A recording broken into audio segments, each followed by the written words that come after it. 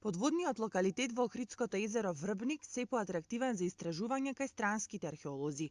Почнувајќи од 5 јуни годинава, меѓународен тим на археолози од Швајцарија, Германија и Полска еден месец ќе го истражуваат подводниот локалитет, кај кого во првата фаза од истражувањата лани се потврди дека наколната населба датира од раното железно време. Палеоботаничката анализа ќе го отслика начинот на животот на населението и нивната исхрана. Годинава, освен дендрохронолошка анализа, ќе биде извршена и палеоботаничка анализа на дел од нодите кои ги имаме и културните слоеви во истражувањата. Остатоци на семиња кои се останати во културолошките слоеви и тие одредуваат со што све се храни, населението во тој период.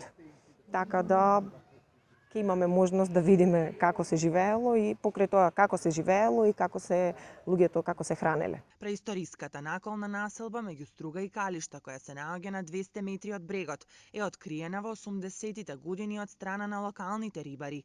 Има 500 колци и документиран е простор од 500 метри квадратни со богат археолошки материјал.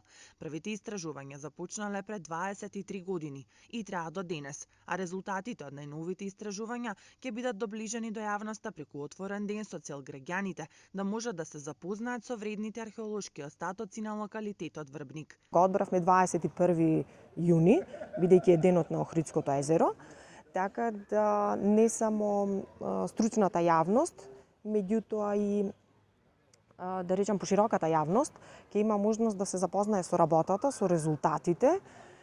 Сега во моментот не знам, размислуваме колку е изводливо да организираме например на лице место за да се види, тури, па барем ако ништо друго, бидејќи видливоста е добра, длабочината е 4 до 5 метри, има можност и само со дишник и со маска да се провери, мислам, целото тоа.